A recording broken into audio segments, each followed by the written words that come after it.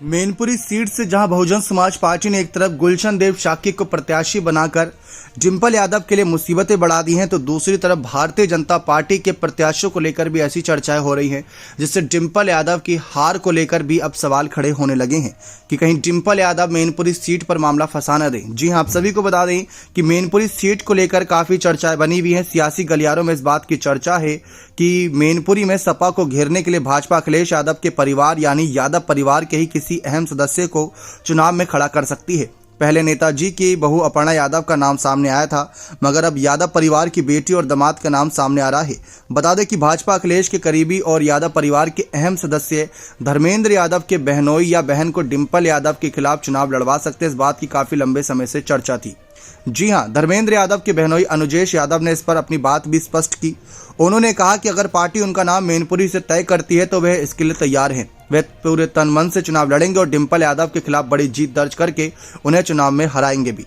यही बात अपर्णा यादव ने भी कही थी कि अगर उन्हें टिकट मिलता है तो वह सीट से जीत हासिल करने के लिए दिन रात एक कर देंगी। यादव परिवार के दामाद अनुजेश यादव ने इस दौरान कहा कि अगर पार्टी उन्हें चुनती है तो वह मजबूती के साथ चुनाव लड़ेंगे। यहाँ यादवों का उन्हें पूरा समर्थन है। यादवों की करीब 50% वोट उन्हें मिलेंगे। अगर पार्टी उन्हें चुनाव लड़ाती है तो वे पूरी ईमानदारी और निष्ठा के साथ चुनाव लड़ेंगे और डिंपल यादव को भारी अंतर से हरा कर रहेंगे।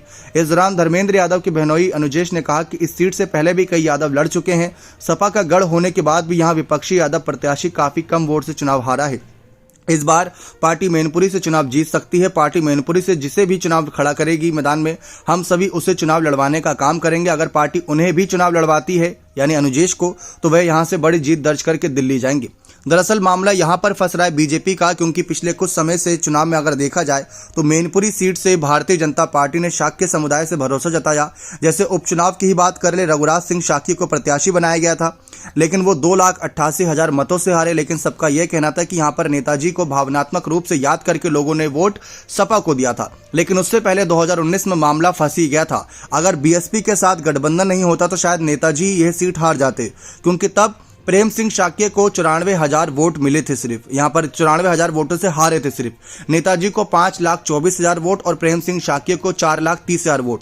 2014 के अगर हम इलेक्शन में देखें तो वही बसपा को जो वोट मिले थे वो 1,42,000 थे और यही काफी समर्थन उनको सपा को मिलता नजर आया था। तब नेताजी ने भले ही 3,64,000 वोटों से जीत दर्ज करी थी, अपने आप में एक बड़ा रिकॉर्ड था सपा के लिए इस सीट पर, लेकिन नेताजी का कहीं ना कहीं मामला पिछली बार फंसा दिया था। और इस बार बीजेपी काफी कड़ी मेहनत मशक्कत भी कर रही है।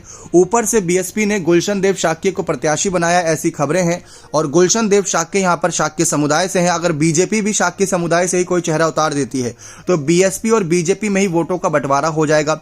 इसी वजह से ये चर्चाएं हैं कि डिंपल के खिलाफ कहीं ना कहीं इस बार यादव समुदाय से किसी कैंडिडेट को आगे किया जाएगा या किसी बड़े अभिनेता या अभिनेत्री को सीट से टिकट देकर यहां पर माहौल गरमाया जाएगा। जैसे मेरठ सीट से अरुण गोविल जो रामायण में राम का किरदार निभा चुके हैं, और गोरखपुर से रवि किशन की बात कर ले, आजमगढ़ से दिनेश लाल यादव उर्फ निरहुआ की बात कर ले, ऐसे कई चेहरे हैं जहां से उन्होंने माहौल बनाया है। अब देखते हैं डिंपल के खिलाफ किसको हथियार यहां पर भाजपा बनाती है। बने रहे चैनल के साथ। बहुत बहुत धन्यवाद।